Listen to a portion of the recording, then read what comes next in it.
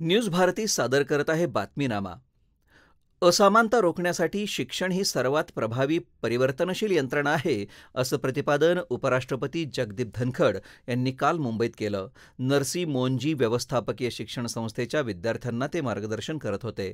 वैदिक काळापासून भारताला उच्च शिक्षणाची मोठी परंपरा असून प्राचीन भारतातल्या महाविद्यालयांनी समाजाला दिशा देणारी मूल्य जपली आहेत, असंही ते म्हणाले।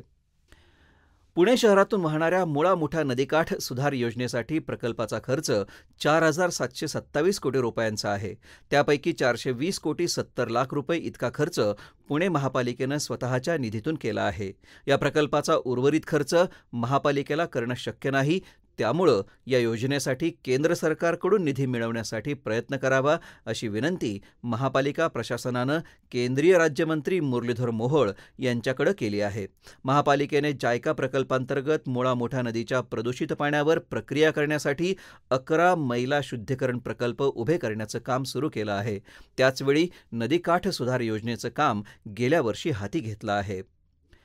राज्यातल्या विविध घटकांना शैक्षणिक प्रवेशासाठी असणारी नॉन क्रिमिलेअरची 8 लाख रुपयांची वार्षिक उत्पन्न मर्यादा वाढवण्याचा प्रस्ताव केंद्र सरकारकडे पाठवण्यात आला असल्याची माहिती इतर मागास बहुजन कल्याण प्रवर्ग विभागाचे मंत्री अतुल सावे यांनी काल विधानसभेत दिली। याबाबतची लक्षवेधी सूचना संजय गायकवाड, नितीन राऊत आणि इतरांनी उपस्थित केली होती। जनतेचं जीवनमान आणि वेतनस्तर उंचावल्यामुळे ही मर्यादा वाढवण्याची मागणी त्यांनी केली। नीट परीक्षेतील पेपरफुटी प्रकरणी केंद्रीय तपास पथक सीबीआयनं राकेश रंजन उर्फ रॉकी या व्यक्तीला अटक केली आहे। पेपरफुटी प्रकरणात तो मुख्य सूत्रधार असून त्याला 10 दिवसांची सीबीआय कोठडी दिली आहे। तर दुसरा आरोपी संजू मुखिया हा फरार आहे। दरम्यान या प्रकरणी तपास यंत्रणेनं झारखंडच्या हजारीबाग इथल्या ओएसिस शाळेचे मुख्याध्यापक एहसान उल हक आणि उपमुख्याध्यापक इम्तियाज यांच्यासह 12 जणांना अटक केली आहे।